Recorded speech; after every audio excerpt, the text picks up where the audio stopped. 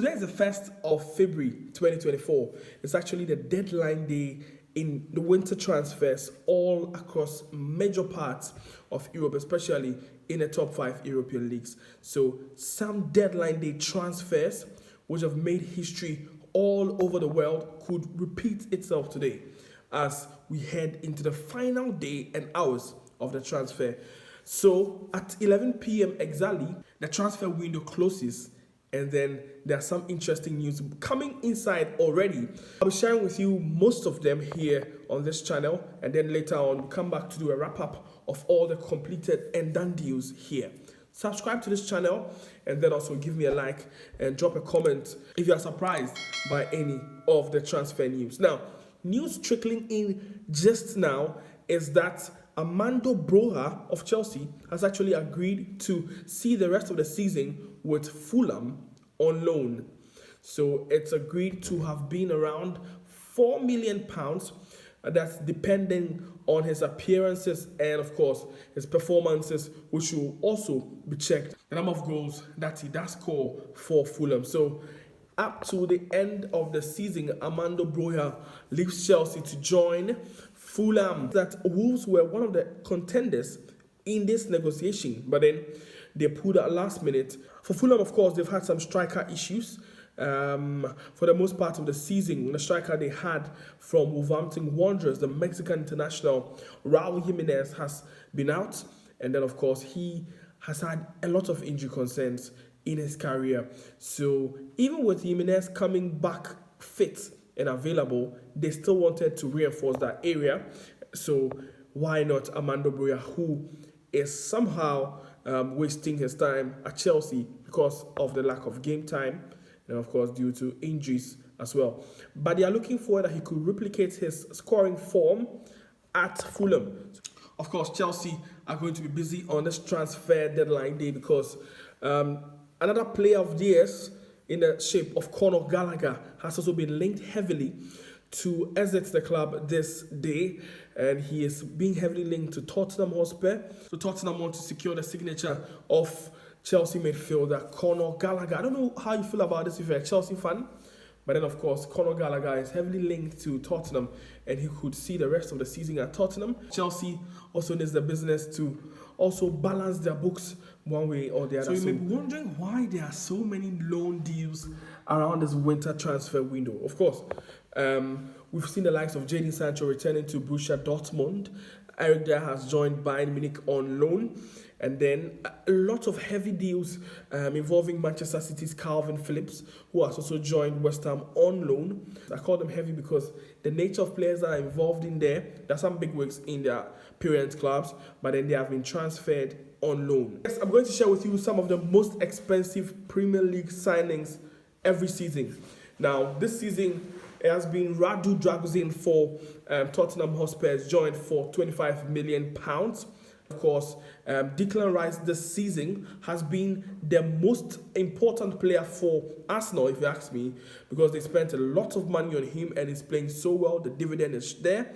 It's showing actually £105 million for Declan Rice. And then the season before that, there was a British record where Chelsea actually spent £107 million on Enzo Fernandez, his deal that got the whole world talking. So 2022-2023 season, Manchester City had spent £100 million on Jack Grealish from Aston Villa. Then, of course, Chelsea, prior to that in the 2020-2021 season, Chelsea had also spent £71 million on Kai Havertz from Germany. Then, of course, Harry Maguire also joined for £80 million at Manchester United in the 2019-2020 season. Kepa Arrizabalaga also for Chelsea, £71 million in the 2018-2019 season. Don't forget, Romelu Lukaku also joined there. That's Paul Pogba in there. Kevin De Bruyne also joined in the 2015-16 season at Manchester City for £55 million. These are the numbers, but then of course, Premier League clubs really did not spend that much in January. Here's why. In January, there are a lot of loan deals. There are a lot of insecurities, and there are no guarantees. And of course, the transfer window in January is so short. It's just about a 30-day period. A lot of time has to go inside the planning and then of course the risk taking.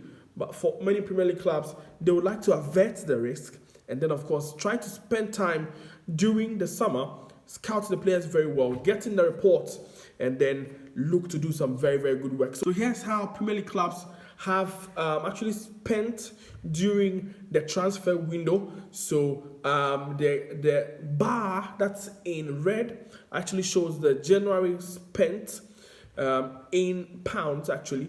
Then the blue actually denotes the summer spending, with the green totaling the January and the summer spending. So clubs in general, from the 2003 season to the 2023 season, so in that 20-year period, you find out that it was only in the 2022-2023 season actually that the clubs actually spent around £800 million in January. Quite apart from that, there hasn't been a single season where clubs have spent even up to £600 million. So the clubs are very, very particular about the winter transfer.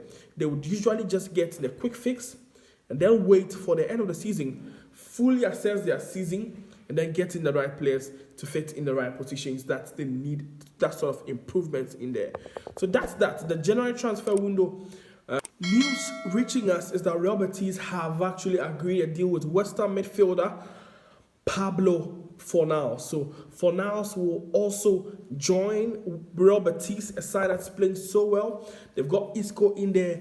Manuel Pellegrini is playing some good football, with the Argentine trying to join this midfield that's packed already and playing some fluid football. Don't forget that his deal is permanent and is joining them for close to £7 million. Fornals has been asked to finalize the decision, and then hopefully before 11 p.m. today, Paris Saint-Germain striker Hugo Ekitike has joined Eintracht Frankfurt on loan, but then it also includes a €30 million buyout clause.